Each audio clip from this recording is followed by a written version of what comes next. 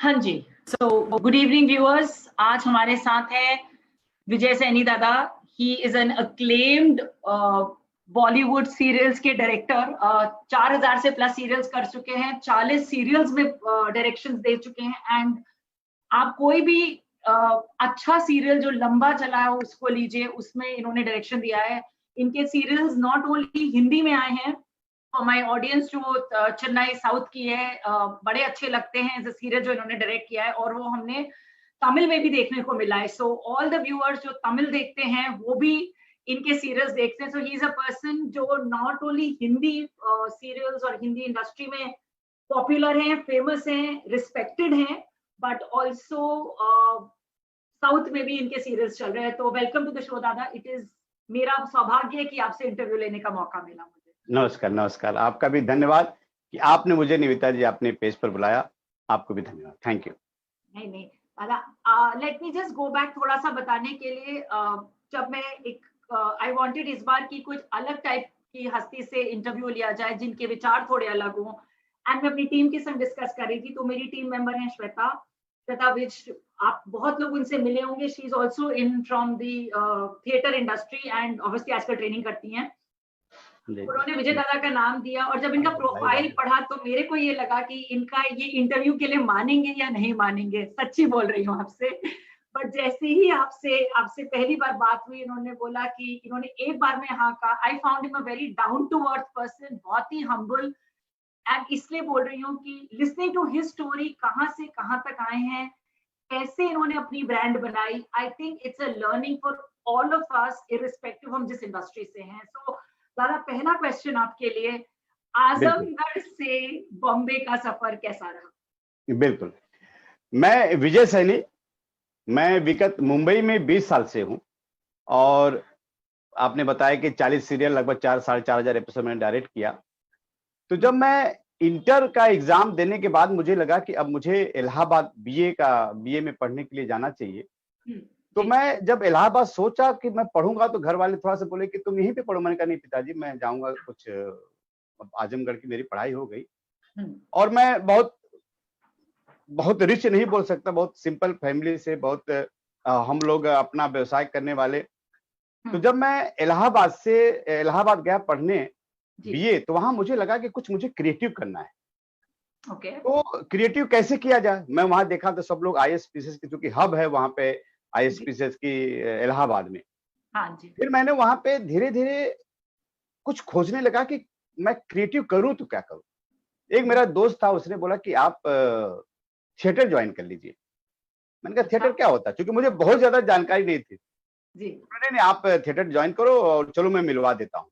तो वहां पे एक प्रोफेसर थे, वृष कुमार मित्तल जी, उनसे मिलवाया। तो उन्होंने बोला बताओ क्या करना चाह रहे हो। मैंने कहा सर मैं कुछ अलग करना चाह रहा हूँ, क्या करना चाह रहा हूँ मुझे भी नहीं मालूम। तो मैं चाह रहा था कि थिएटर में आपके साथ काम करूं। बोले ठीक है। तो वहां मैं थिएटर ज्वाइन करने लगा, डेली जाने लगा। तो मुझे बहुत अच्छा लगने लगा। मैंने कहा ये तो बड़ा मजेदार कि 8-10 लोग बैठते हैं, रीडिंग करते हैं और चाय पानी पीते हैं। तो अभी कुछ मेरा उद्देश्य, मकसद नहीं बना था कि मुझे कुछ करना है जी। फिर वहां पे किया। इसके बाद कुछ दिन, अच्छा, बीए मेरा साथ में चल रहा था इलाहाबाद यूनिवर्सिटी में। अच्छा। हाँ, इलाहाबाद में मेरा बीए चल रहा था कंटिन्यू।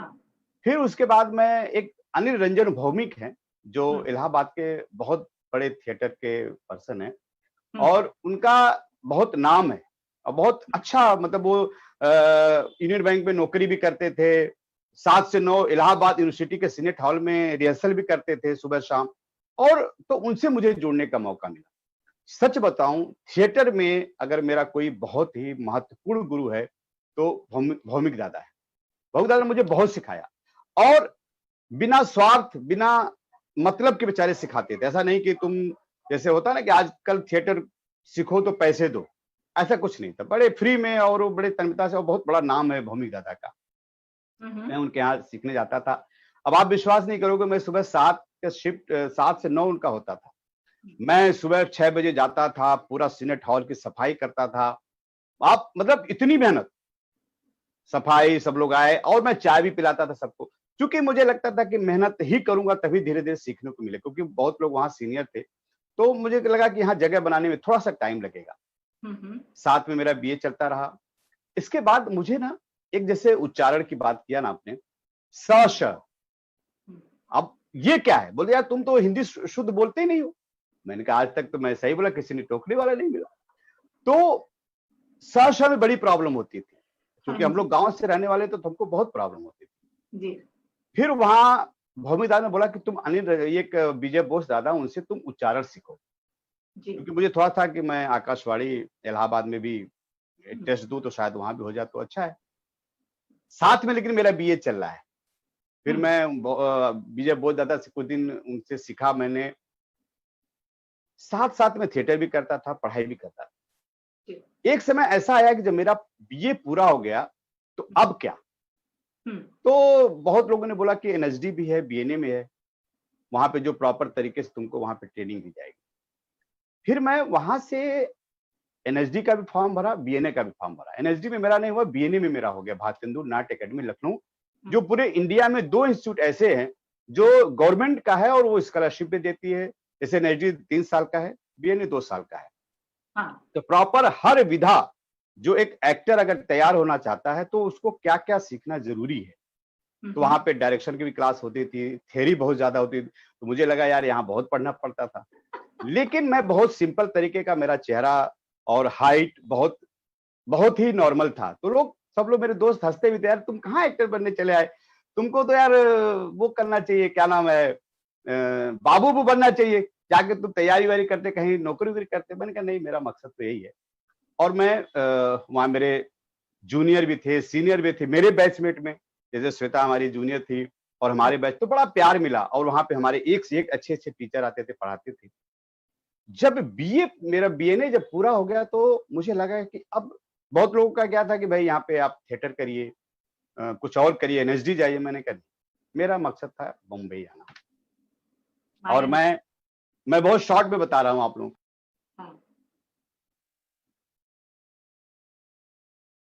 दादा आपकी आवाज नहीं आ रही है, हम म्यूट पे चले। हाँ जी। हाँ, तो जब मुंबई आया मैं, तो मुंबई आने के बाद पहला काम कि कैसे रहा जाए, तो मेरा एक बुआ का लड़का था, उसके यहाँ मैंने रहने का मेरा ठिकाना हो गया था, लेकिन बहुत भीड़, ट्रेन में जाओ तो भीड़, हर जगह पे लाइन, भीड़। अब मैं बहुत ज्यादा उसमें डिटेल में नहीं जाऊंगा। तो धीरे धीरे धीरे धीरे मैं ऑडिशन देने गया। ऑडिशन देने देख रहे हैं तो एक से एक स्मार्ट बंदे, हमसे हाइट में ज्यादा, हम तो कहीं उनके यहाँ नहीं टिकते। तो मुझे, अच्छा मेरी शादी भी 99 में हो गया था, जब मैं बीएनए में था उसी दौरान। तो कुछ दिन बाद मुझे लगा कि नहीं यार, बड़ा मुश्किल हो जाएगा यहाँ पे काम करते हुए, क्योंकि अब आप डायरेक्शन में हो, सॉरी एक्टिंग में हो, और 3-4 साल मुझे हो भी गया था, स्ट्रगल करते करते कहीं छोटा मोटा काम पा जाता था। क्योंकि एक उस समय ऐसा होता था कि पहली बात तो चैनल भी कम थे, प्रोडक्शन हाउस भी कम थे, और एक नौकर भी चाहिए था, तो बहुत स्मार्ट चाहिए था, हाइट, गोरा, बालाजी का जैसे बहुत दौर था। तो हम लोग कहीं फिट नहीं बैठते। फिर मैंने डिसीजन लिया कि नहीं, मुझे कुछ और करना पड़ेगा, क्योंकि इस लाइन में, मैं सबसे यही बात कहता हूं कि इस लाइन में अपने आप को समझना बहुत जरूरी है। क्योंकि जब तक आप अपने आप को नहीं समझते, मैं देखता हूं ना, मेरे दोस्त बहुत हैं जो एक्टिंग में हैं और सब चीजों में हैं, बोलते मुझे एक्टर ही बनना है, बेचारे बहुत अभी स्ट्रगल कर रहे हैं। तो मुझे लगा कि नहीं, मुझे कुछ सोचना पड़ेगा। मैं स्ट्रगल करते करते एक दिन मुझे एक बहुत बड़े राइटर मिले, जिनका नाम है अखिलेश बोधिसत्व।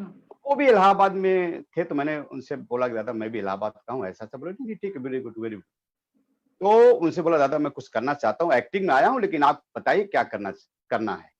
बोले ठीक है विजय, मैं बताऊंगा तुमको। इसके बाद मैं जो है, उन्होंने एक दिन उनका फोन आया कि विजय तुम राइटर बनोगे। मैंने कहा दादा मैं तो एक्टिंग करने आया हूँ, आप देखो। बोले यार एक संजय खान का महाभारत सीरियल शूट हो रहा है, और वो वहां पे शूट हो रहा है उमरगांव में, जो जी टीवी पे आता था, संजय खान का प्रोडक्शन हाउस का था। हाँ, उसमें तुम ना मेरे असिस्टेंट बन के चले जाओ। तो मैंने कहा ठीक है दादा, लेकिन मुझे राइटिंग का कुछ सेंस नहीं है। बोले ठीक है कोई बात नहीं, मैं हूँ, टेंशन मत लो। मैं वहां पे गया, वहां गया तो एक से एक, मतलब बहुत बड़ा सेटअप था और बड़े बड़े आर्टिस्ट। तो मैंने देखा तो मुझे लगा कि यार राइटिंग में तो मैं आया हूं, लेकिन मुझे बहुत नॉलेज नहीं है। तो लोग पूछते भी थे, क्योंकि वहां पे क्या होता था कि रामायण या महाभारत में उर्दू शब्द ना है, उस पे बहुत विशेष ध्यान देना पड़ता था। हाँ जी। तो मुझे लगा कि नहीं यार, दादा ने मुझे इतनी, अखिलेश बुद्ध से दादा ने इतना जिम्मेदारी दिया, तो मुझे ना मेहनत करनी पड़ेगी। और आप विश्वास नहीं करोगे, मैंने पूरा रामायण पढ़ा, महाभारत पढ़ा, और जो भी प्रश्न होते थे ना, मैं उनको जवाब भी देता था हर आर्टिस्ट को। निमय बाली बड़े बड़े आर्टिस्ट थे, आज मेरे अच्छे दोस्त और मेरे कई प्रोजेक्ट में उन्होंने काम भी किया। फिर मुझे कुछ लगा कि यार राइटिंग मेरे समझ में नहीं आ रहा, तो वहां पे ना एक बंदा टिसियार लिखता था। टिसियार मतलब ये कि आप समझ रही होगी, जब डायरेक्टर एक्शन बोलता है तो एक असिस्टेंट होता है, इन और आउट पॉइंट लिखता है। हाँ। मुझे वो भी नहीं पता था, तो मैंने बोला भाई ये तू क्या कर रहा है, क्योंकि हम राइटर भी थे, असिस्टेंट थे, तो हमें भी थोड़ा सा करिश्मा बना के रखना था, हम भी बहुत ज्यादा घुस नहीं सकते थे हर चीज में। तो उसने बोला कि टिसियार लिखते हैं हम। टिसियार मैंने क्या होता है, बोला जब डायरेक्टर एक्शन बोलता है ना, तो आपको इन और फिर कट बोलता था, आउट और मास्टर शॉट, क्लोज शॉट, ये सब होता है। मैंने कहा अच्छा। मैंने देख देख के वहां सीखने लगा, मुझे कहा ये कुछ काम मुझे अच्छा लग रहा है। मेरे दिमाग में एक्टिंग का भी था, लेकिन मुझे ये था डिसीजन लेना, तो मुझे कुछ अलग करना पड़ेगा, कुछ अपने आप को मैं समझ गया था कि मैं थोड़ा सा मुश्किल हो जाएगा मुझे अगर एक्टिंग में मैं स्ट्रगल करूंगा। तो अब मैं टिसियार लिखना सीख गया, महाभारत में संजय खान के। मुंबई आया, शिफ्ट हुआ, तो कभी सौतन कभी सहेली सीरियल आता था स्टार प्लस पे, बहुत फेमस सीरियल था, बालाजी। हाँ जी। हाँ, बहुत फेमस सीरियल था। हाँ। तो उसमें एक मेरा फ्रेंड था, उसने बोला कि, मैंने उससे बात किया यार, मैंने कहा कि यार मैं भी कुछ करना चाहता हूँ, देख लो। बोला क्या तुमको आता? मैंने कहा टिसियार लिखने आता था, लेकिन मैंने ऑफिशियली वो नहीं था, लेकिन कॉन्फिडेंस था। मैंने कहा टिसियार लिखने आता है। बोला ठीक है चलो, मैं तुमको मिलवा देता हूँ। और जितेंद्र की बहन के लड़के उसके डायरेक्टर गौतम सोपती जी, तो देख लो थोड़ा सा है। मैंने कहा नहीं नहीं मैं लिख लूंगा, टेंशन नहीं। तो वहां पे गया, तो वहाँ मेरा एक अजय भट्ट एक असिस्टेंट था, एसोसिएट था मेरा, एक एसोसिएट दानिश था। तो बोले कैसा है विजय? मैंने कहा नहीं नहीं मैं कर लूंगा टिसियार। कभी सौतन कभी सहेली में, क्योंकि मेरी टीम अच्छी मिल गई थी और मुझे सपोर्ट करने वाले मिल गए, तो मैंने वो टिसियार लिखना सीखा। और चूंकि हम थिएटर के थे, संस्कार हमारे अंदर था, और चूंकि एक्टिंग भले नहीं हम कर पा रहे थे, लेकिन एक्टिंग का वो था। तो कभी कुछ जैसे कोई एक्टर कुछ गलत बोलता तो मैं सर को बोलता था, अपने एसोसिएट डायरेक्टर से हम बात भी नहीं करते थे कि सर वो थोड़ा सा ना ऐसे नहीं ऐसे बोलता तो अच्छा लगता। तो डायरेक्टर बोलता था कैसे बोलने बता जरा, तो मैं करके दिखाता था। अच्छा। तो उनको हाँ, तो उनको लगा हाँ यार गुड। तो उनको जब मेरे सर को पता चला कि ये कुछ एक्टिंग में भी है, तो छोटे छोटे मोटे में रोल भी करता था। कभी सौदे सवेली सहेली में एक बहुत बड़ा रोल भी किया, तो कैमियो था, लेकिन वो 8-10 एपिसोड चला। हाँ। फिर बालाजी में मेरा एक फिक्स हो गया। फिर जैसे कभी सौतन कभी सहेली बंद हो गया, तो फिर एक रश्मि शर्मा जो अभी बहुत बड़ी प्रोड्यूसर हैं, जिनका नाम बहुत है, कई सीरियल बड़े बड़े उन्होंने बनाया। तो वो पहले ईपी थी, बाद में दूसरी जगह उनका आया कि विजय तुम वहां पे असिस्टेंट का काम करोगे? मैंने कहा बिल्कुल। मैं फिर उनके यहाँ धीरे धीरे धीरे करते करते करते मैं असिस्टेंट में बहुत रमता गया। बालाजी में फिर मैं दोबारा एंट्री किया कहानी घर घर की में। एक मेरा ही फ्रेंड था, सीनियर था इलाहाबाद का, तो उसने बोला कि विजय तुमको ड्रेस देखनी है। मैंने कहा मैंने कभी ड्रेस देखा नहीं, लेकिन हाँ मैं लेकिन समझने लगा था, डायरेक्शन में मैं समझने लगा था। मैंने कहा ठीक है। अब आप विश्वास नहीं करेंगे कि पहला दिन और 15-20 आर्टिस्ट, और वो जुलूस जा रहा है गणपति जी का, और यहाँ पे मठ है, वहां पे विसर्जन, वो पूरे सीन थे। और मुझे 14-15-20 लोगों का ड्रेस देखना, लिखना, मतलब बहुत ही चैलेंजिंग जॉब था। क्योंकि क्या होता है कि अगर आप, जैसे हम कभी 5 एपिसोड पहले का शूट करते हैं कि आज विसर्जन का है, तो हमको ड्रेस कंटिन्यूटी लिखना।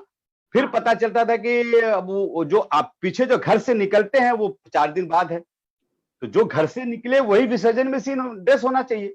तो वो सब कंटिन्यूटी बड़ा मेंटेन करना पड़ता। लेकिन मैं बहुत पढ़ता था, क्योंकि मुझे थिएटर का था। मुझे नॉलेज था कि जब पढ़ूंगा, चीजों को समझूंगा, तो बड़े अच्छे तरीके से मैं अभिव्यक्त कर पाऊंगा। कहानी घर घर में मैंने, मुझे लगता कि बहुत लंबा काम किया। मैं एक समय ऐसा हो गया था कि कोई भी सेट, कोई भी शो में प्रॉब्लम है तो विजय को भेज दो वहां पे। जैसे कयामत था उस समय, कसम से था, कई सीरियल थे। बहुत सारे। मैं करते करते करते करते करते एसोसिएट बन गया। ज्यादा लंबा तो नहीं हो रहा? नहीं नहीं बताइए, इंटरेस्टिंग हाँ, है। फिर इसके बाद एक समय ऐसा आया कि एसोसिएट में था, तो बालाजी अपना विस्तार कर रहा था। वो दुबई में एक प्रोजेक्ट अपना उनका था, ख्वाहिश, जो पाकिस्तान में ARY में भी आने वाला था, सोनी में भी, इंडिया में भी आने वाला था, क्योंकि पूरी टीम दुबई जाके शूट करने वाला था। तो उसमें प्रोडक्शन हाउस से एक सूरज सिंह, उन्होंने फोन किया कि विजय तुमको दुबई चलना है। मैंने कहा दुबई तो ठीक, मेरे पास पासपोर्ट नहीं है, क्योंकि मैं अप्लाई किया था, बीच में बन नहीं पाया था। खैर, फिर वो पासपोर्ट बोले नहीं नहीं तुमको चलना है, तुम किसी तरीके से। फिर मैं गया लखनऊ, पासपोर्ट बनवाया, फिर 10 दिन में पासपोर्ट मुझे मिल गया और हम दुबई गए। दुबई जैसे हम एयरपोर्ट पे गए, हाँ, लेकिन क्या होता था कि जब मैं एसोसिएट था ना, कभी डायरेक्टर बनने के बारे में नहीं सोचा। मतलब ये था ना, होता है कर्म करो फल तो मिलेगा जब मिलना होगा, क्योंकि हम लोग के ऊपर किसी का हाथ नहीं था। क्योंकि क्या होता है कि हम किसी हमारे फील्ड के नहीं कोई था, हमारे कोई जानने वाला नहीं था, लेकिन मेहनत था। हमने कहा मेहनत से ही हम कुछ हो सकते हैं। कभी कभी हमको सीन, जब हम बम्बई में करते थे तो कभी कसम से, कभी कहानी घर, कुछ कुछ सीन्स मिल जाते थे डायरेक्टर के, लेकिन इंडिपेंडेंट का मैंने सोचा भी नहीं था। जब हम दुबई जा रहे थे तो जो डायरेक्टर जा रहे थे उनका, जब एयरपोर्ट पे गए तो उनका वीजा जो है कुछ प्रॉब्लम आ गया, तो वो वापस आ गए। तब ये हुआ कि कौन डायरेक्ट करेगा, तो मैं था और मेरे साथ और एक एसोसिएट था, हम लोग स्वप्निल। हम लोग जब दुबई गए तो हुआ कि विजय सैनी और ये दोनों मिलकर शूट करेंगे। पहला जो है हमको डायरेक्ट करने का मौका मिला दुबई में, ख्वाहिश सीरियल था, सोनी टीवी। इंटरनेशनल शुरू किया आपने। हाँ। तो जब हम वहां पे डायरेक्ट करना शुरू किए तो धीरे धीरे फिर डायरेक्टर लोग आए भी, गए भी, आए भी, गए भी। वो शो बहुत अच्छा शो था, जिसमें आप नंदीश संधू को आप जानती होंगी, बहुत बड़ा नाम, जो उतरन में था मेन हीरो। हाँ जी। और अभी वो जो एक आनंद बिहार पे फिल्म आई थी, उसमें भाई बना था ऋतिक रोशन का। हाँ। वो अविनाश, बहुत बड़े बड़े एक्टर तब छोटे छोटे थे। जब बाद में हम लोग इंडिया में शिफ्ट हुए, ख्वाहिश एक 1.5 साल हमने ख्वाहिश दुबई में शूट किया। फिर जब इंडिया में शिफ्ट हुए तो ये हुआ कि भाई डायरेक्टर कौन होगा, तो प्रोडक्शन क्रिएटिव सबने बोला कि भाई विजय सैनी और जो स्वप्निल जो वहां पे भी कर रहे थे, इनको ये शो दे दिया। तो फर्स्ट इंडिपेंडेंट शो हमारा ख्वाहिश, एज ए डायरेक्टर नाम भी आने लगा ख्वाहिश में, विजय सैनी एंड स्वप्निल। तो पहला शो हमारा ख्वाहिश था जो सोनी टीवी पे आया। फिर स्वप्निल कहीं शिफ्ट हो गया, फिर मैं इंडिपेंडेंट उसका डायरेक्टर बन गया।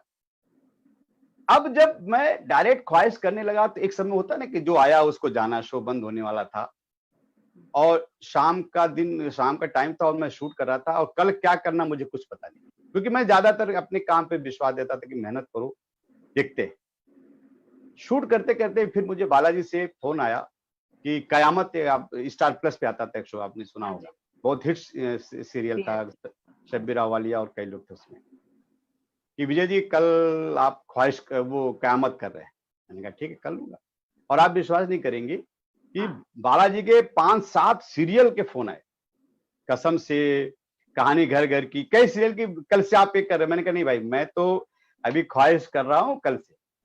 खैर, बालाजी में करता रहा ख्वाहिश। फिर आप जिस शो में मैं असिस्टेंट था, उसी शो को मैं उस शो को डायरेक्ट भी किया, कसम से, कहानी घर घर की, कई ऐसे सीरियल थे बालाजी में। बालाजी में क्या एक अच्छी बात है, चाहे वो एक्टर हो चाहे डायरेक्टर हो, वो घुमाते रहते हैं, कि कभी इस शो में चले गए, कभी उस शो में चले गए। फिर मुझे एक समय पे लगा कि यार थोड़ा सा ना मैं बाहर भी अब कुछ करूं, क्योंकि बालाजी में बहुत बड़ा स्कोप है, बहुत बड़ा, लेकिन वहां पे डायरेक्टर में खो जाता है, मतलब क्रिएटिव का ज्यादा नाम होता है और प्रोडक्शन हाउस का नाम होता है। तो चूंकि हम लोग थिएटर के, तो ये था कि अपनी एक पहचान बनाओ, बालाजी में एक पहचान दे दिया। अब फिर मैंने बाहर निकल के कई जगहों पे काम किया, अच्छे से सीरियल किया। फिर इसके बाद धीरज कुमार का क्रिएटिव आई, आपने नाम सुना होगा, बहुत बड़ा प्रोडक्शन हाउस है। उनके यहाँ एक नियति सीरियल, आपने नाम सुना होगा, बहुत अच्छा सीरियल है, तो सोनी सहारा पे आता था। तो धीरज जी मुझे बहुत मानते हैं, उन्होंने बोला कि विजय तुमको स्टार्टिंग से शुरू करना है सीरियल, और वो सीरियल 850 एपिसोड मैंने किया और 3.5 साल चला, बहुत लंबा सफर था। फिर हमने कई सीरियल बालवीर किए, फिर उनका सिंहासन बत्तीसी किया, फिर बालाजी में, हाँ, फिर जब नियति बंद हुआ तो बालाजी में आया मैं। फिर से फोन आया कि भाई आपको बड़े अच्छे लगते करना है, और बड़े अच्छे, तो चूंकि हम जब थे तब सब एक वो थे, बट वो शो बड़ा हो गया, बहुत बड़े बड़े अच्छे लगते हैं, आर्टिस्ट बहुत बड़े हो गए, लेकिन वो जो प्यार, वो जो साक्षी मैम और राम कपूर, सब लोग जो था वो रिलेशन उन्होंने मेंटेन किया और बड़े अच्छे से हमने काम किया। ये बंबई का सफर है, फिर लगभग 40 सीरियल, 4-4.5 हजार एपिसोड लगभग मैंने डायरेक्ट भी किया, कभी कभी थिएटर भी कर लेता हूँ। तो ये मेरा गांव से मुंबई का सफर। बहुत ही इंस्पायरिंग है विजय दादा।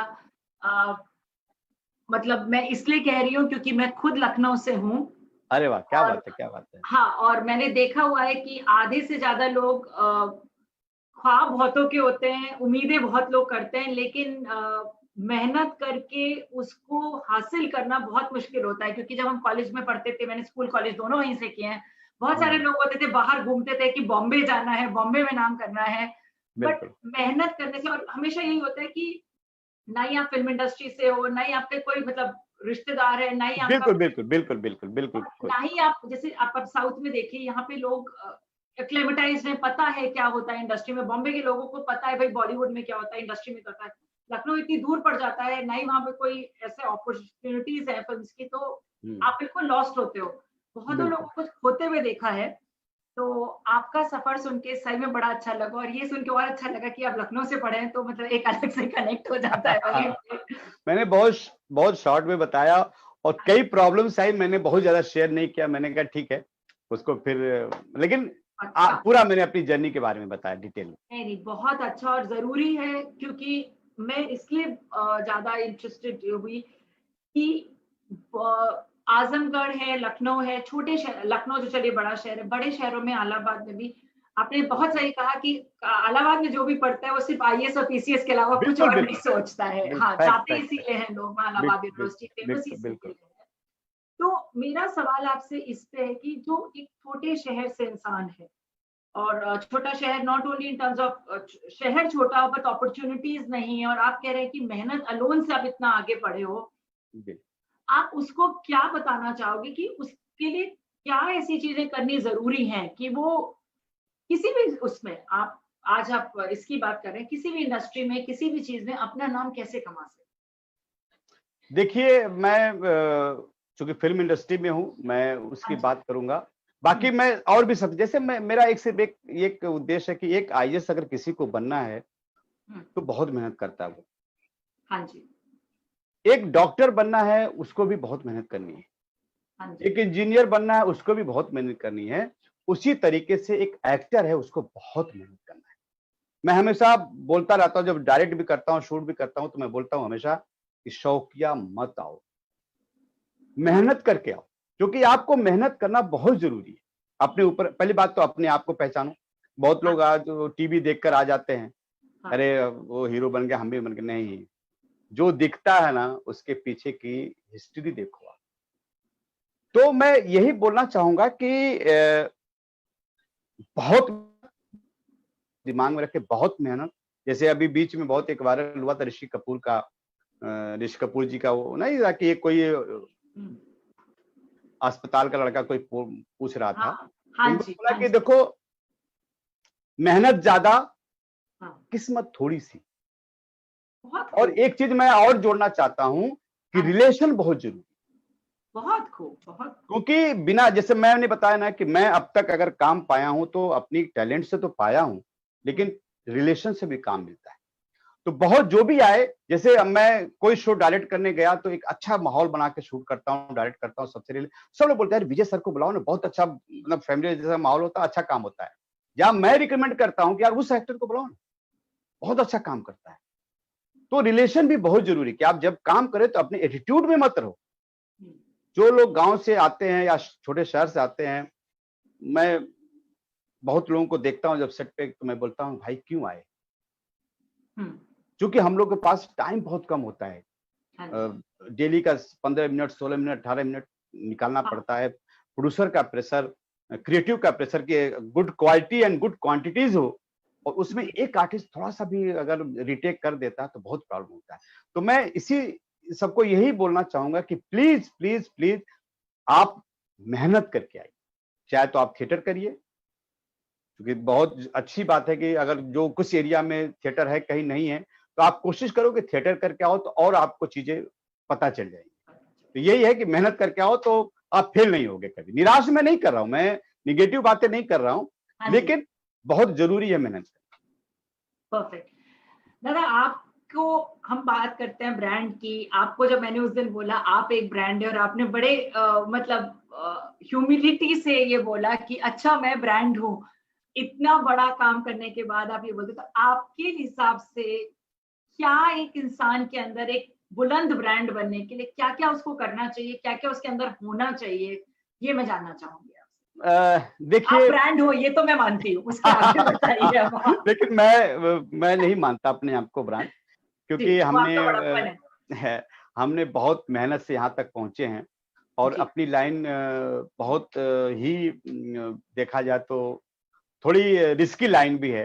तो इसलिए मैं सबसे एक रिक्वेस्ट करना यही चाहूंगा कि जब आप सफल हो जाओ तो आप अपनी विनम्रता मत छोड़ो। जब आप एक ब्रांड बन, जैसे मैं राम कपूर सर की बात करता हूँ, साक्षी तन्वर की बात करता हूँ, ये लोग ब्रांड है। मैं चूंकि टीवी सीरियल की ज्यादा बात कर रहा हूँ क्योंकि मैंने बहुत ज्यादा टीवी सीरियल किया है, तो उनमें जैसे साक्षी मैम है, मैं असिस्टेंट से उनके साथ काम किया। जब मैं डायरेक्टर बना तो मैं उनको बोला कि मैम प्लीज आप मुझे सर मत बोलिए प्लीज। तो बोलती नहीं विजय सर, आप जहां से आए हो मुझे मालूम है, लेकिन आप जिस जगह पे हो वो मैं आपको सर ही संबोधित करूंगी। तो मैंने कहा ठीक है। वो मुझे सर बोलती थी, मैं भी उनको मैम बोलता, लेकिन कभी मैं एटीट्यूड नहीं लाया। तो एक जब आप ब्रांड बन जाओ तो आपके अंदर एक घमंड नहीं होना चाहिए, सबसे मिलजुल के व्यवहार करो।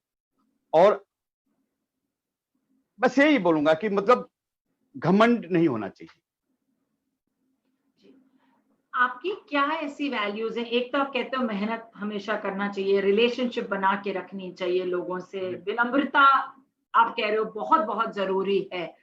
उसके अलावा आपको क्या लगता है आपके अंदर ऐसी क्या क्वालिटीज हैं दादा जिसकी वजह से आज की डेट में इतने बड़े बड़े एक्टर्स जो आप नाम ले रहे हैं, जो आप कहते हैं वो आपके संग काम करना चाहते हैं, और आपने कुछ मुझे इस बात स्टोरीज भी बताई कि वो आपकी बहुत इज्जत करते हैं, आपसे बहुत अच्छी तरह से बात करते हैं, तो क्या आपके अंदर ऐसा है जो आपको लगता है जिसकी वजह से आपकी तरफ खींचे चले आते हैं? बिल्कुल बिल्कुल, ये अच्छा प्रश्न है, क्योंकि मैंने भी कई लोगों का रिव्यू लिया है आर्टिस्टों का, यूनिट का। एक सीरियल था जब मैं बालाजी से बाहर गया ना, एक सीरियल जी टीवी पे आता था, साथ साथ बनाएंगे काशियां। तो उसमें क्या होता था, डे नाइट शूट होता था। तो चैनल ने बोला कि विजय सैनी जी को ट्राई करिए कुछ दिन के लिए। और वहां पे जैसे क्या होता था, जो भी डायरेक्टर होते थे वो हमारे सीनियर थे, हमारे गुरु जी थे। तो वो रात में पैकअप होता था 12-1-2 बजे, फिर सुबह 7 बजे का शिफ्ट हो जाता था। तो यूनिट को आराम नहीं मिलता था।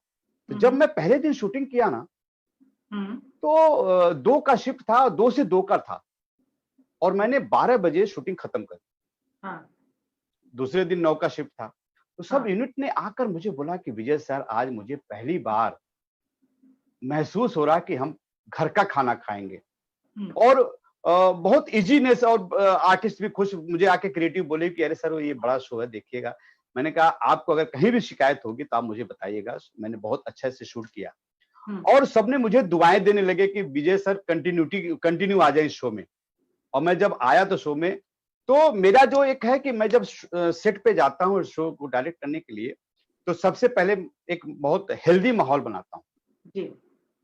पहली बात तो एटीट्यूड को मैं घर पे, पहली बात मेरे अंदर एटीट्यूड है नहीं, फिर भी मैं और स्पॉट दादा कैसे हैं, प्यार मोहब्बत से सबसे। और लंबे लंबे सीन होते हैं, चुटकियों में खत्म हो जाता है। आर्टिस्ट बोलते हैं सर खत्म हो गया। मैंने कहा क्योंकि क्या होता है ना कि एक जो प्रेशर हैंगओवर होता है कि इस डायलॉग को याद भी करना है, एक्टिंग भी करनी है, ये भी करना वो करना, मैं सारा कष्ट, सारी प्रॉब्लम अपने ऊपर ले लेता हूँ और सेट पे बहुत प्यारा सा माहौल बना के शूट करता हूँ और पता ही नहीं। तो मुझे लगता है कि ये जो मेरा सीधापन, प्यार से काम करवाना, ये सब मेरा एक है कि सब लोग बहुत इजी हो जाते हैं। ओके दादा, एक क्वेश्चन आया है आपके लिए, ये है कि आप मुंबई आए थे एक्टर बनने, हाँ, आज आप डायरेक्टर हैं, बड़े बड़े एक्टरों के संग काम करते हैं, उनको डायरेक्ट करते हैं, कभी वो कीड़ा वापस उठता है कि हाँ एक्टिंग कर सकता हूँ, अब तो कर सकता हूँ? एक्चुअली बहुत अच्छा प्रश्न है। मैं जब डायरेक्शन में था, एसोसिएट था, तो 3-4 साल, 2-3 साल में छोटे-छोटे रोल करता था। हाँ एक जी। मोमेंट ऐसा आया कि मुझे लगा कि नहीं यार, मैं किसी का हक मार रहा हूँ। मुझे अब एक्टिंग नहीं करनी है। मुझे डायरेक्शन में ही आगे बढ़ना, और इसी को मैं कंसंट्रेशन ध्यान देने लगा। जब मुझे एक्टिंग की, जब वो कीड़ा होता है, जब वो क्या बोलते हैं कि मन करता है, तो जब कोई एक्टर आता है बोलता है ऐसे मत कर, चल मैं बताता हूँ ऐसे कर, तू क्या बोला तू, ऐसे मतलब होता ना, तो सब लोग ताली बजाते हैं। अरे वाह सर, क्या आपने किया। मैंने कहा सर आप थिएटर से हो क्या? मैंने कहा अब छोड़ो, मेरे बारे में मत जानो मैं क्या हूँ। बट मुझे जब वो लोग रिएक्ट करते तो लगता है कि हाँ, मैं एक्टर अच्छा था, अगर करता तो अच्छा होता, लेकिन अब एक्टिंग करने का मन नहीं करता। यही है कि अब एक्टिंग करने का मन नहीं। अच्छा दादा, एक सवाल और, आपने बड़े उससे बोला था कि आपने बोला आपके पास हाइट नहीं थी।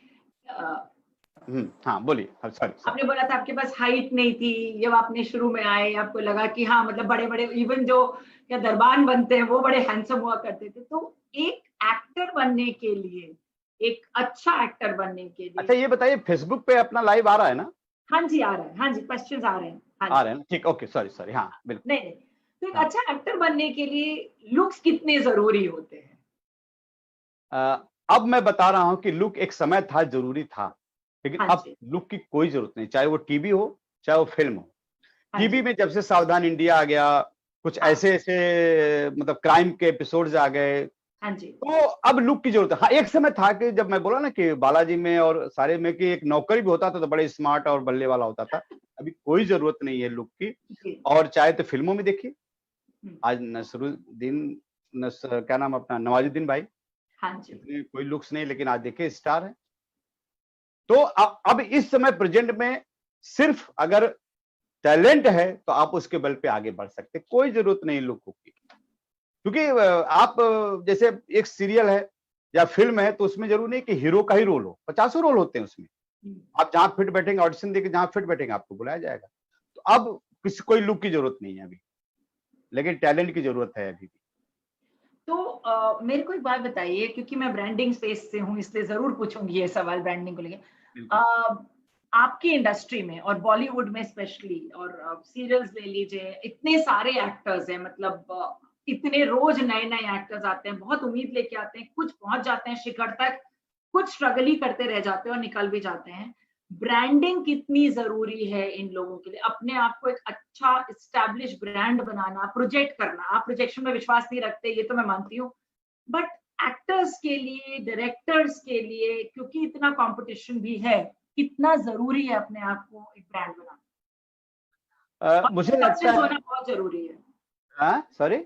आपके अंदर ऑब्वियसली दम होना चाहिए, काबिलियत होनी चाहिए, हुनर होना चाहिए, बट उसके बिल्कुल अलावा भी कुछ बिल्कुल। तो, इस सब के होने के बाद भी नहीं पहुंच पाते शिखर पर। तो बिल्कुल। आपके हिसाब से ब्रांडिंग जरूरी है एक्टर्स के लिए या नहीं?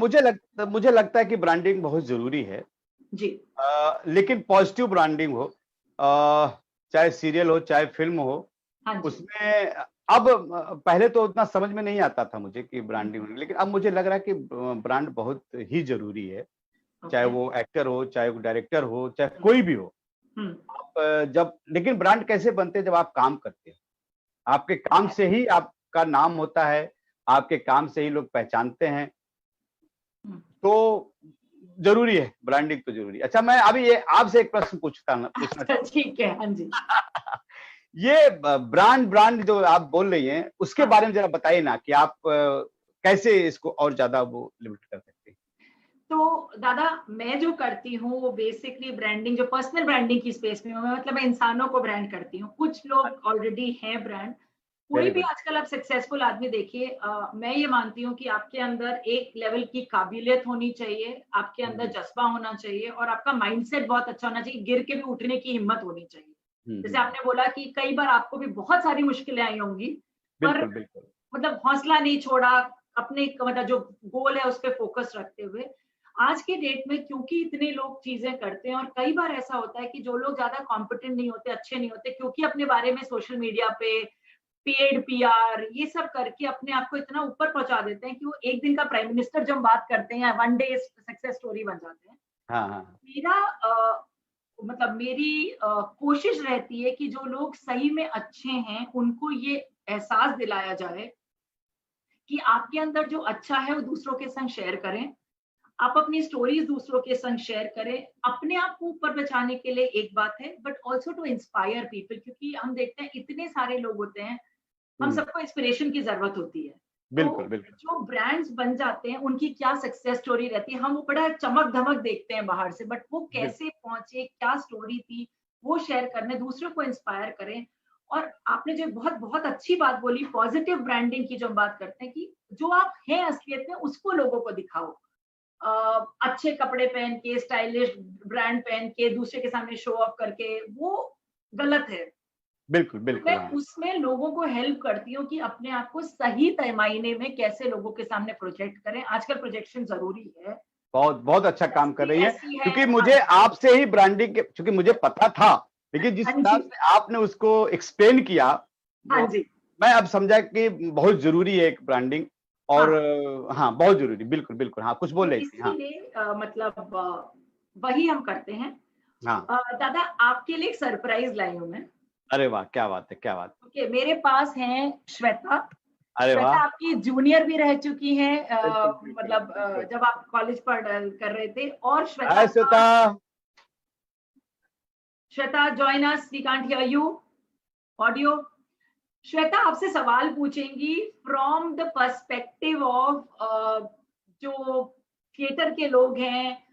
हर जना बॉम्बे जाना चाहता है, हर जना बिल्कुल चाहता है कि उसका भी नाम हो। तो श्वेता के कुछ सवाल हैं आपके लिए। बिल्कुल बिल्कुल। हाय क्या श्वेता। चैलेंजेस हैं, क्या नहीं है। Shweta, your audio is off. Yes. हाँ Can you hear me? Yes, we can. हाँ बिल्कुल। कैसी हो श्वेता? नमस्ते नमस्ते। आप कैसे हैं? बहुत अच्छा बढ़िया लगा। बढ़िया, देख के अच्छा लगा। Very good very good. दादा, मैं एक चीज तो सबको ये बोलना चाहूंगी कि दादा मेरे सीनियर हैं। मैं सेम ड्रामा स्कूल से हूँ। दादा 1 साल हमारे सीनियर रहे और इंस्पायर उन्होंने बहुत किया, बहुत बहुत बहुत किया, और आज भी कर रहे हैं, इतनी दूर रह के भी कर रहे हैं। मेरा सवाल ये दादा, जब हम ड्रामा स्कूल आए थे, हम सबके अपने अपने सपने थे। आपने जैसे बोला आप एक्टर बनना चाहते थे, मैं डायरेक्टर बनना चाहती थी, बहुत सारे लोग। पर जब हम बॉम्बे जाते हैं दादा, ये क्या मतलब हम अपने उस पर फिक्स रहे या आगे पीछे, मतलब जैसा माहौल मिले उस पे अडेप्ट करें, क्या करना चाहिए दादा? मैं वही बोलता हूँ कि आपको ना किसी चीज में बंध के मत आओ। ओके जैसे एक कुम्हार होता है ना, मिट्टी रखता है, जी। एक आप मिट्टी बन के आओ। आपको जैसे ही माहौल मिलता है उसमें ढल जाओ। जैसे मैं भी एक्टर बनने आया, तुमको भी पता था कि जब मैं मुंबई आया तो एक्टर ही बनने आया, जी दादा। क्योंकि मेरे ऊपर जिम्मेदारियां थी, सब कुछ था। तो मुझे लगा नहीं यार, मुझे एक्टिंग के साथ, क्योंकि एक्टिंग के साथ साथ ना इस फील्ड में बहुत काम है। करेक्ट। डायरेक्शन है, मेकअप है, हेयर है, लाइटिंग है, साउंड है, कैमरा है, इतने फील्ड से। जी। और हम एक ही चीज पे क्यों फोकस करें? ठीक है, मानते हैं कि मैंने अपने को 2-3, मैं क्योंकि मैं अपना उदाहरण ज्यादा देता हूँ कि मैंने जी 2-3 साल दिया अपने आप को। फिर मेरी शादी भी हो गई, बच्चे भी थे, पता है बीएनए में मेरी शादी हो गई, तो एक जिम्मेदारी आ गया मेरे। गए थे। गए भी थे, हाँ बिल्कुल बिल्कुल। और एक जिम्मेदारी मेरे ऊपर आ गया कि मैं अगर एक्टिंग में स्ट्रगल करूंगा तो कब तक माँ बाप के ऊपर फोकस करूंगा। करेक्ट। तो मुझे लगा कि मुझे लाइन चेंज करनी पड़ेगी। तो मैं सबसे यही यही रिक्वेस्ट करूंगा कि प्लीज आप अपने दिमाग में कुछ भर के मत आइए। ठीक है, एक्टर बनने आइए, नो डाउट, आप देखिए यहाँ पे। और मैं फिर बार बार वही कहता हूँ कि अपनी औकात समझ के आइए। ये मैं हमेशा हर आर्टिस्ट को, सबको बोलता हूँ कि अगर आप एक मोमेंट पे लगे कि नहीं भाई मेरे से अब नहीं हो सकता, क्योंकि जिम्मेदारियां हैं, आप कब तक भागोगे? 2 साल 3 साल 4 साल माँ बाप से पैसे मंगा के आओगे। और एक्टिंग मैं देखता हूँ, मैं सबको समझाता हूँ। मेरे बहुत लोग बोलते हैं कि यार तुम इतने बड़े बड़े सीरियल के डायरेक्टर हो, कभी हम लोग को मौके नहीं दिए, कभी हमारे रिलेटिव को नहीं। मैंने कहा नहीं, ऐसे नहीं। आपके अंदर क्वालिटी है तब आइए। ऐसा नहीं मैं डायरेक्टर हूं, मैं चलो तुमको एक रिलेशन में एक काम दे दिया, इसके बाद तो ये बोलोगे यार कि विजय सैनी ने तो कुछ किया ही नहीं। तो आप एक्टर बनने आए हैं और अगर दूसरे फील्ड में जाते हो, इसमें कोई बुराई नहीं, कोई शर्म की बात नहीं है। आपके लिए रास्ते खुले हैं, वेलकम है। तो अपने दिमाग में जो भी आए, ये समझ के आए कि हमें कभी भी कोई भी दिशा मोड़ ले लेना चाहिए। Right right. दादा एक और सवाल है, नंदिता, बिल्कुल can I ask? Please please go ahead Shweta. बिल्कुल बिल्कुल। दादा एक चीज बताइए, मतलब एक लेवल पे हम स्ट्रगल करते हैं, हर लेवल पे स्ट्रगल होता है और हर प्रोफेशन में स्ट्रगल होता है, पर कब लगे कि बस अब, ऐसा होता है ना दादा, कितने सारे मेरे बैचमेट बॉम्बे आए और वापस आ गए और उन्होंने नौकरियां कर ली, वो क्या मतलब वो लेवल क्या, क्योंकि इतना स्ट्रेस हो गया है अब, लोग हार जाते हैं तो हैंडल नहीं कर पाते हैं, वो एक लेवल क्या होता है दादा जहां आपको लगना चाहिए कि अब बस इसके अलावा अब मैं, मतलब अब मेरे को हार मान लेनी चाहिए, कुछ ऐसा आप शेयर कर सकते हैं दादा? देखो मुझे क्या लगता है ना, लोग अपने आप को बेवकूफ यहाँ पे बनाते रहते हैं। अपने आप को बेवकूफ मत बनाओ। ऐसे क्यों? क्योंकि आप एक मोमेंट के बाद आपको समझ में आ जाता है कि यार मेरे लायक कुछ काम नहीं है, ठीक है ना। तो जिस दिन आप अपने आप को बेवकूफ नहीं बनाओगे ना, उस दिन आप बहुत क्लियर डिसीजन ले लोगे। क्योंकि मैं यहाँ पे देखता हूँ ना, कि मैं खुद देखता हूँ कि मेरे कई मित्र हैं, कई लोग हैं कि वहां पे साल 2 साल 4 साल कोई काम ही नहीं किया, करेक्ट और एक्टर बनना है। हाँ। अरे भाई ठीक है, एक्टर बनोगे, लेकिन कब तक घर से पैसे मंगाओगे?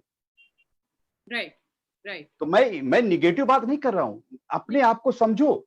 आप ये बोल दीजिए कि भाई मेरे को 4 साल टाइम देना इंडस्ट्री को, 2 साल देना, अपनी हिसाब से, अपनी औकात के हिसाब से देख लो भाई, 3-4 साल देना है, इसके बाद मुझे लाइन चेंज करनी है अगर मैं नहीं सफल हुआ।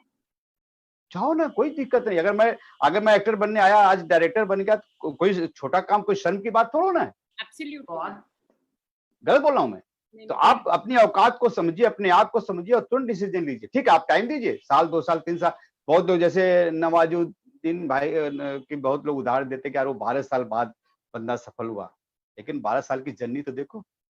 हाँ, 100% वो कोई नहीं देख रहा ना दादा, क्योंकि मैं कोई जर्नी नहीं, मैं अभी वही बोल रहा था कि मैं अपने प्लेटफॉर्म पे सबको ला के सबकी जर्नी पूछ रहा हूँ कि क्या क्या सबके समझ में। लोग होता है ना बम्बई में, अरे यार विजय सैनी आज डायरेक्टर है, या ये बंदा ऐसा एक्टर बन गया, लेकिन उसके पीछे के देखो। तो आप अपने आप को एक लिमिट बांध के आओ कि भाई मैं 2 साल दूंगा, 3 साल दूंगा, 4 साल दूंगा, इसके बाद मैं चेंज कर दूंगा। इसमें कोई शर्म की बात नहीं, कोई किसी की बात नहीं, क्योंकि निराश होने से अच्छा कुछ पॉजिटिव करो ना। एक और सवाल दादा। बिल्कुल श्वेता, बिल्कुल अच्छा लग रहा है मुझे यार, बहुत अच्छा लग रहा है। आपको इंस्पायर क्या करता है? क्या इंस्पायर, इतने साल से आप काम कर रहे हैं दादा, हमारे लिए तो मेरा क्वेश्चन था, आपने पूछ लिया। हमारे लिए रोल मॉडल है दादा, एंड इंस्पायर क्या करता है आपको? हाँ यार देखो, मैं बेसिकली मेहनत से ही यहाँ तक आया हूँ। इंस्पायर तो मैं बहुत लोगों से हूँ भी, नहीं भी हूँ देखा जाए, क्योंकि मुंबई शहर में यार किसी कोई ऊपर हाथ नहीं रखता। तो मैं खुद अपने आप से इंस्पायर हूँ और अपनी मेहनत से इंस्पायर हूँ। मैं क्यों झूठ बोलूं, क्योंकि मैं जिनके लोगों के साथ काम किया, कोई काम मुझे नहीं दिया, लेकिन मैंने जहां मैंने काम किया मुझे उन्होंने ही काम दिया, बुलाया, नहीं यार गुड डायरेक्टर बुलाओ उसको, अच्छे काम करो। तो ये है मैं क्या। थैंक यू वेरी मच दादा, थैंक यू। कुछ और हो तो हाँ नहीं, अब दादा एक और जना आने वाला। Shweta, shall I log you off please? हाँ जी, thank you so much Shweta. Thank you. एक एक्टर हैं दादा, तमिल फिल्म इंडस्ट्री के, काफी पॉपुलर हैं यहाँ पे, फिल्म्स भी करी हैं कन्नड़ा में, एक्टिंग भी करी है तमिल सिनेमा में। उनको जब मैंने आपके बारे में बताया तो उनके कुछ सवाल थे representing the South Indian fraternity as a whole, कि भाई उनके क्या है। तो मैं भरत कल्याण को बुलाना चाहूंगी। I am letting Bharat in. Bharat I think पिछले 20 साल से एक्टिंग कर रहे हैं और is a quite acclaimed actor from Tamil film cinema. इनके कुछ सवाल हैं आपके लिए, तो ये खुद आना चाह रहे थे पूछने के लिए। सो भरत। बिल्कुल। हेलो भरत जी, कैसे हैं? I think we can. Hi Bharat. Bharat आप म्यूट पर हो। अच्छा ठीक है। हाँ अभी ओके। और भरत जी कैसे हैं? पहले तो सब म्यूट है, फिर unmute. Life is like that ना। पहले इतना छोटा सा सीड से शुरू होता है बड़ा ट्री, तो इसलिए बड़ा अच्छा शो है। आप दोनों बड़े अच्छे दिखते हो। Nice, I am very happy. आप भी अच्छा दिख रहे हो भरत जी। Thank you. प्यार से हम भी आपको दादा बुलाएंगे अब से। क्या बात, बिल्कुल बिल्कुल बिल्कुल बिल्कुल। नाइस शो भारत की हिंदी थोड़ी कमजोर होगी दादा, बट चलेगा, मैं समझ लूंगा, बिल्कुल बिल्कुल। नहीं अच्छा बोले आप, बोलो बस। हम साउथ से है ना दादाजी। अरे कोई नहीं, बोलिए। So how are you? Nice, you're looking good. Okay, I want to ask you one question. ठीक है, मैं साउथ से हूँ, साउथ में थोड़ा मशहूर हूँ।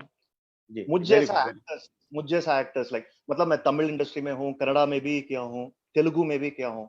मुझे ऐसा एक्टर लोगों के लिए हिंदी फिल्म्स और टेलीविजन में आने के लिए क्या क्या मेहनत करना पड़ता है और किसको पूछना पड़ता है? What is the route? बिल्कुल, मैं आपको बहुत बता देता हूँ कि मैंने भी एक सीरियल था दशावतारम, विष्णु दशावतारम, जो मैंने कन्नड़ में भी डायरेक्ट किया और तमिल में भी डायरेक्ट किया। और इसकी शूटिंग होती थी मुंबई में, क्रिएटिव आई प्रोडक्शन हाउस का था, और वहां पे जी पे आता था आपके कन्नड़ तमिल में, जी कन्नड़ा और जी तमिल। हाँ, तो उसके, अब मुझे वो आर्टिस्ट याद नहीं, लेकिन बड़े बड़े आर्टिस्ट थे। अच्छा। वहां से लोग आते थे कन्नड़ तमिल से। अभी भी मैंने उड़ीसा में एक सीरियल किया, उड़िया सीरियल भी किया मैंने। तो जो मैंने समझा, जैसे मैं जब तमिल और कन्नड़ में जब डायरेक्ट करने गया, तो वहां के तमिल और अच्छे एक्टर लोग जब आए ना, तो उनको हिंदी की बड़ी प्रॉब्लम थी। हाँ जी, लाइव रिकॉर्डिंग थे क्या? हाँ, वो हिंदी ना समझ नहीं पाते थे, और मैं कन्नड़ नहीं समझ पाता था। हाँ, उनको व्यक्त नहीं कर पाता था। चलो, उनकी भी प्रॉब्लम हम नहीं और मेरी भी प्रॉब्लम नहीं, क्योंकि हम हिंदी भाषी, वो बेचारे वो। तो मुझे लगता है कि जो लोग भी film industry, Hindi film industry Bollywood में आना चाहते हैं, वो बहुत मेहनत करें अपने उच्चारण पे। अच्छा, हिंदी में आना, देखिए आपका भी बहुत रिच है, इंडस्ट्री बहुत रिच है, रिस्पेक्ट है उस इंडस्ट्री को।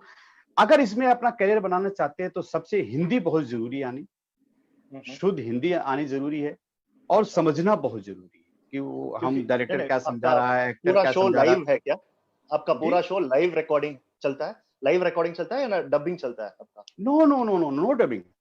अच्छा, फिल्मों का तो चलो ठीक है, डबिंग होती है बाद में, बट सीरियल में तो, हाँ, टेलीविजन में नो डबिंग। अच्छा, यहाँ का पूरा डबिंग होता है? नहीं, यहाँ पे तो डबिंग ही नहीं, क्योंकि आज कल का टेलीकास्ट हम आज शूट किए करते हैं।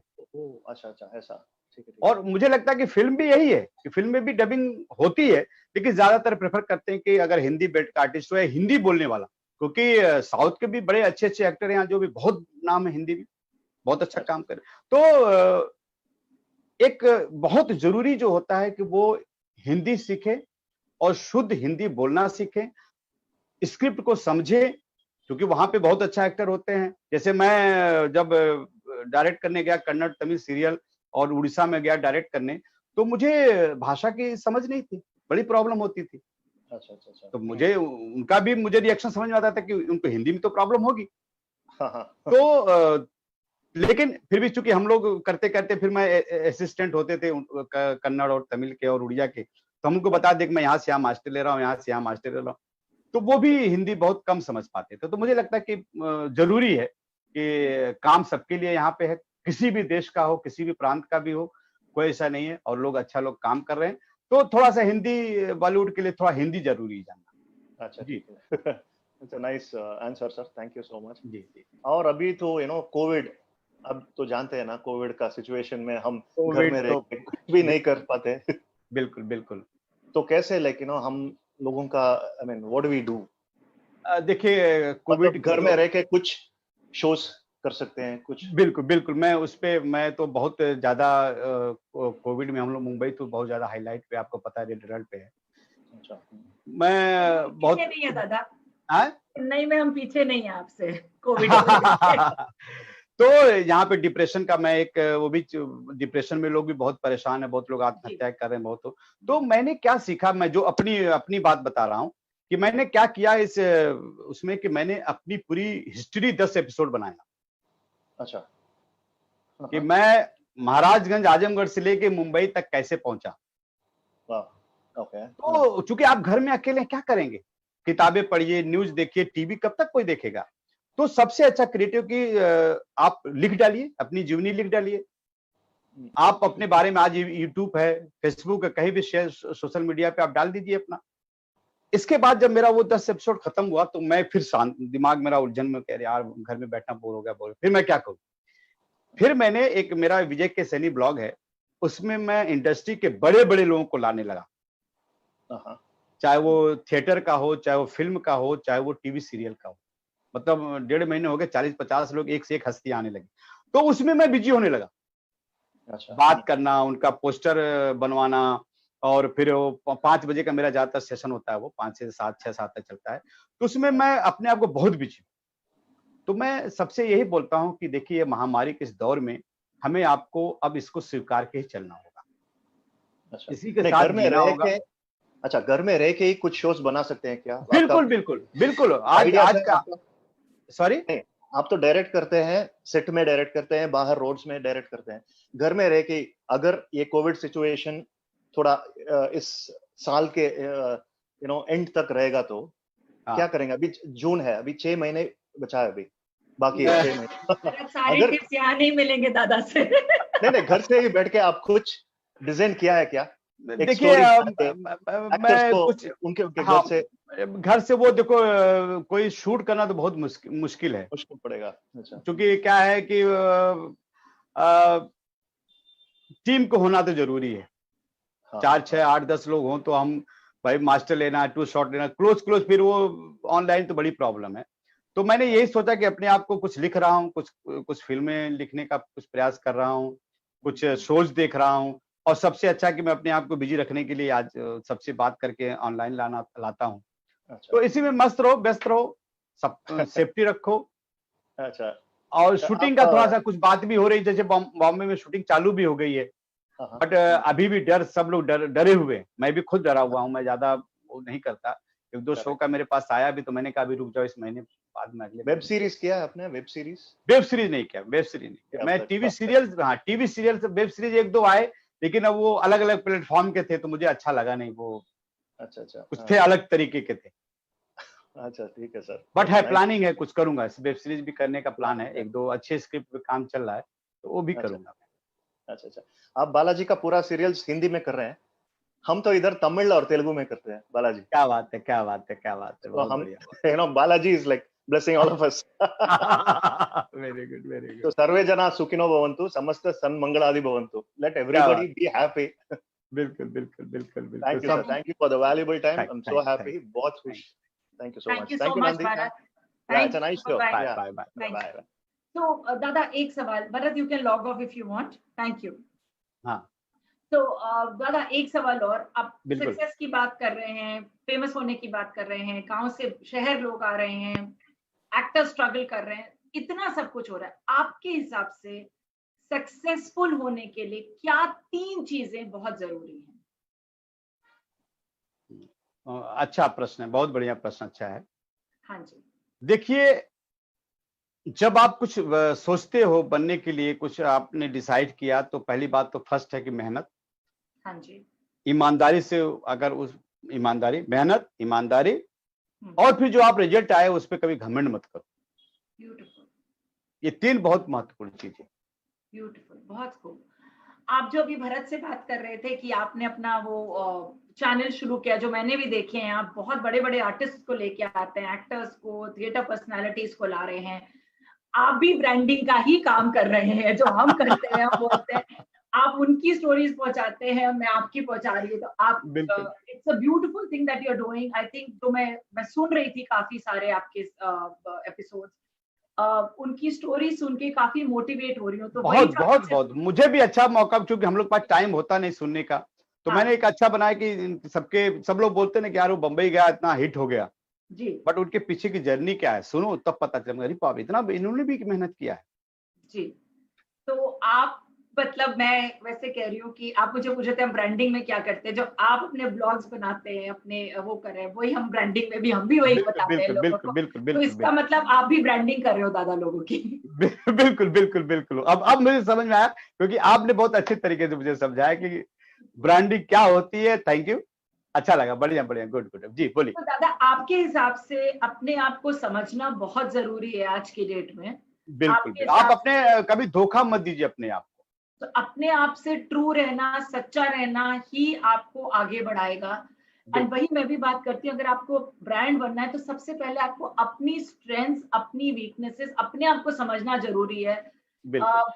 मैं एक बहुत एग्जाम्पल सबको होती है, मैं वही आपकी बात से मुझे वही याद आया कि अमिताभ बच्चन जी एक ही है इंडस्ट्री में, बहुत आए बहुत गए अमिताभ बच्चन जी को कॉपी करने वाले, बट कोई अमिताभ बच्चन जी नहीं बन सका। सेम रजनीकांत जी के लिए कहूंगी, सेम हर इंसान के लिए कहूंगी, आप एक यूनिक हैं, अपनी स्ट्रेंथ के साथ आए हैं। जिस दिन आप अपने को समझ गए उस दिन आप ब्रांड बन जाते हो, यही हम भी बात करते हैं।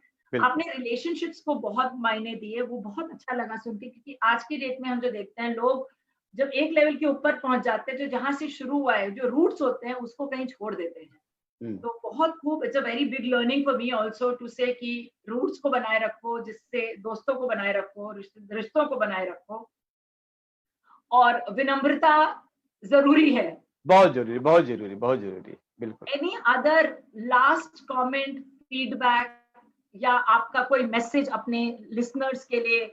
आपके बहुत सारे जूनियर्स आपको सुन रहे हैं, आपके क्लासमेट्स आपको सुन रहे हैं, हमारे फैंस सुन रहे हैं, फॉलोअर्स सुन रहे हैं, एंड जो मैं फॉलोअर लिस्ट देख रही हूँ, काफी मानिस दिग्गज हस्तियां आपको सुन रही हैं इस time from their respective industries.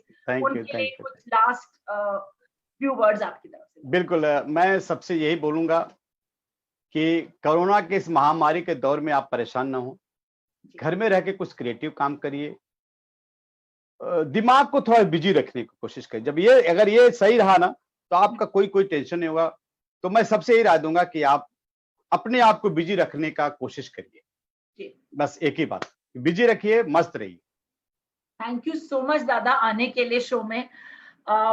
I think it is a pleasure to talk to you. जब मैंने आपसे पहली बार बात की, मैं जरूर कहूंगी अपने दर्शकों से, लिसनर्स को, कि मेरे को डर लग रहा था कि इतने सारे सीरियल्स किए, और जो मैंने बॉलीवुड के बारे में सुना, जो मैं कहीं यहाँ पे भी फॉर्चुनेटली तमिल फिल्म इंडस्ट्री में लोग काफी डाउन टू अर्थ मिले हैं, जो मेरा इंटरेक्शन रहा है अपने क्लाइंट्स के साथ, फ्रेंड्स के साथ, लेकिन जो बॉलीवुड के बारे में सुना था कि वो बात नहीं करते, एटीट्यूड होता है, तो मैं डर के आपको फोन करी थी, बट आपने सारे रख दिए, and it was awesome listening to your story.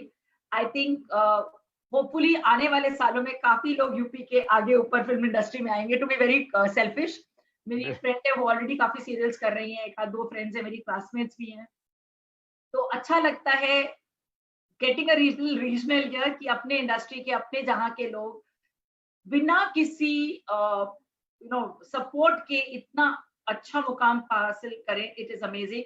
आजकल हम हर जगह नेपोटिज्म सुनते हैं, हर जगह सुनते हैं अगर आपके सर पे किसी का हाथ हो तो होता है। तो थैंक यू फॉर उस बात को रीइंफोर्स करने के लिए कि अगर आपके अंदर हिम्मत है, आपके अंदर हौसला है और आपके अंदर मेहनत करने की क्षमता है, तो आपको किसी का सर पे हाथ की जरूरत नहीं है। So this is what I personally believe. Thank you so much for endorsing that, and pleasure दादा लिसनिंग टू यू। और थैंक यू, आपने मुझे बुलाया, धन्यवाद। थैंक यू आपको भी। थैंक यू सो मच दादा। Thank you, bye bye. Thank you.